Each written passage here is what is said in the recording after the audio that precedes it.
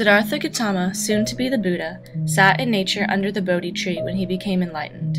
His teachings, based off his revelations, valued ideals such as interconnectedness, karma, and non-attachment. With such values, one would think Buddhist countries would have a strong environmental awareness. Of course, if we look at Southeast Asian Buddhist countries in a modern context, it is easy to question the extent of impact that Buddhist values have on the daily lives of those living in these countries, encountering environmental degradation. Buddhist doctrine in Southeast Asia shows an ambivalence towards the environment. It can promote an environmentally conscious attitude, but it can also be interpreted to devalue nature.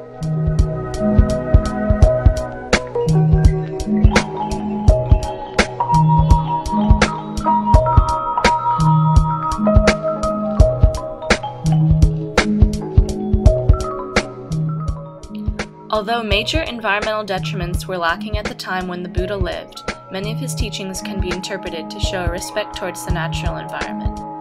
One core value is that of ahimsa, or nonviolence. This includes any being, whether it is a tree, plant, or animal.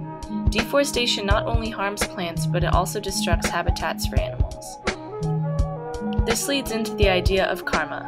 According to this Buddhist belief, all actions, good or bad, influences the next rebirth and position in samsara. Karma can act as an incentive to conserve forests because killing any living being can lead to bad karma.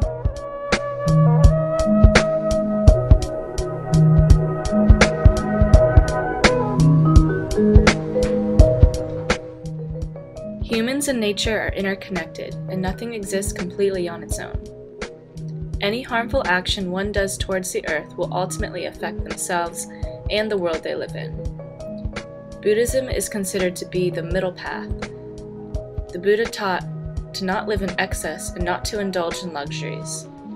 He valued balance and moderation.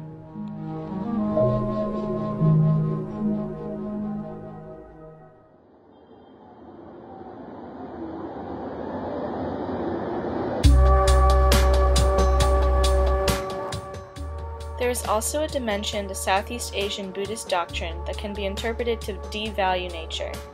The ultimate goal of Theravada Buddhists is to achieve liberation and escape samsara, the cycle of birth and rebirth. If the goal is to enter a realm where nature does not exist, why focus on preserving it when one should be focusing on achieving enlightenment?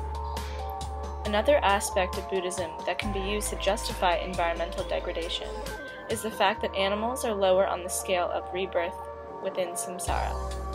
Killing them could potentially increase their odds of becoming reborn as a human and being one step closer to enlightenment.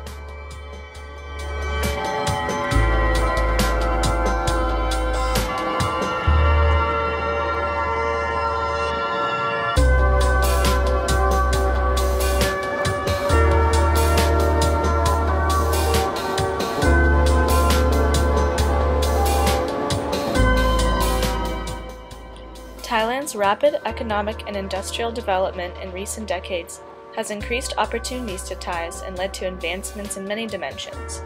Of course, this growth came hand in hand with negative environmental consequences.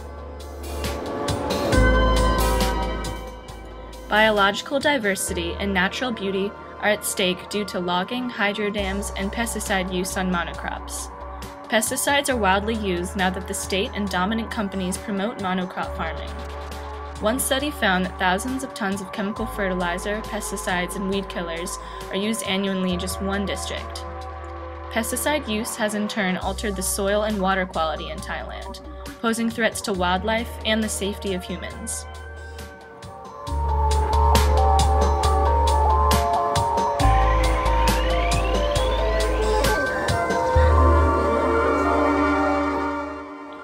Agriculture has led to deforestation and forest fragmentation, causing species declines in mostly large mammals. Deforestation has also caused haze pollution due to the slash and burn method of cutting down forest for fields. In the last 40 years, forest cover dropped 25% in Thailand. Devastating floods, killing hundreds and destroying villages occurred in the 1980s due to rain falling down hillsides that were stripped of all foliage.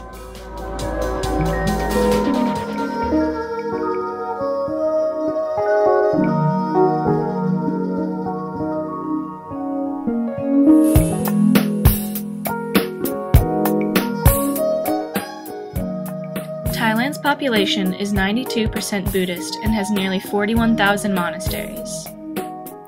Most of these once forest Wats are now surrounded by roads, houses, and hotels, rather than trees and wildlife.